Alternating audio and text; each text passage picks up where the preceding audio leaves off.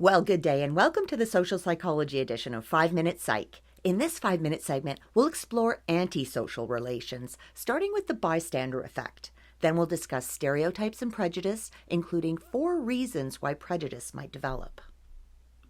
The bystander effect is the finding that you're less likely to get help when there are more people around. Intuitively, you'd predict the exact opposite. If there are more people to notice, more people to call for help and intervene, you'd expect that you'd more likely get help.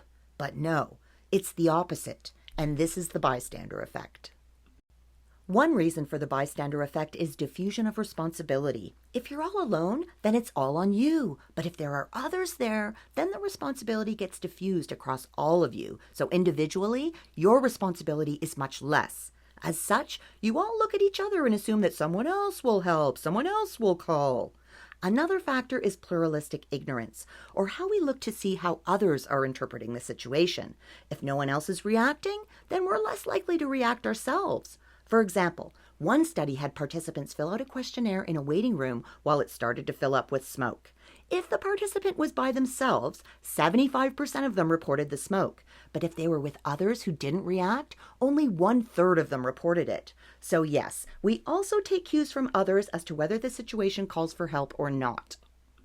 We know that we shouldn't judge a book by its cover, but we do this all the time to help us quickly process our social world. This is what stereotypes are, widely held beliefs about the inner traits of someone based on their group membership, such as their gender, race, sexual orientation, age, occupation, and so on. For instance, a gender stereotype might see women as more emotional and talkative, while men as more logical and dominant. An age stereotype might view old people as forgetful and slow, and teens as energetic and erratic. When the inner traits that we attribute to someone in that stereotypical group are negative, this is prejudice, and we can call examples of this ageism, racism, sexism, or homophobia. With prejudice, you see the entire group as negative, and any individual who fits in that group, you assign those negative qualities to based on group membership alone. For example, if you believed that all purple people were dishonest, and then you met a purple person, you'd be exhibiting prejudice if you automatically assumed that the purple person was dishonest without getting to know them first. Although prejudice is improving, it's still around us, so we need to ask why it happens. One idea is that prejudice arises from social inequality, when some groups receive more resources and opportunities than others. It's easy for this situation to spark the just world fallacy, or the belief that people get what they deserve, and when this happens, it can lead to blaming the victim. They should have known better. It's their fault that they're in this unfortunate situation. And believing this lets us think that it couldn't happen to us. Another idea is that prejudice is caused by our natural desire to belong to a group. But this drive can bias us to favor our own group or the in-group. We then see our own group as positive and being made up of many unique individuals, but the out-group, those not included in our group, we tend to perceive them more negatively, and we don't recognize their individual members as unique. Instead, we see them as all the same. And when we see them the same on the outside, we tend to attribute similar traits to them on the inside too.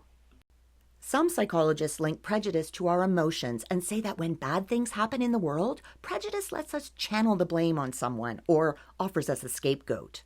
Some support for this idea comes from the finding that prejudice attitudes get worse when we're feeling angry or frustrated, and they improve when we're feeling good inside. Also, people who have damage in their amygdala and don't have a normal fear response don't show any prejudice at all. This supports the idea that prejudice may be caused by how we're feeling emotionally. Finally, we can't ignore the impact of dramatic cases, as the availability heuristic would say that we base how often something happens just by how easily an example comes to mind. So we're likely to make prejudice generalizations based off those vivid cases. For example, 9/11 was a very dramatic example of terrorism witnessed around the world, and from this, many formed prejudiced attitudes that generalize to all Muslims.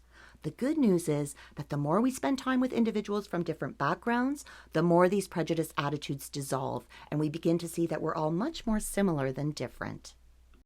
Well, we just looked at antisocial relations, beginning with the bystander effect. Then we discussed stereotypes and prejudice, including 4 reasons why prejudice might develop. Now, aren't you glad you had 5 minutes?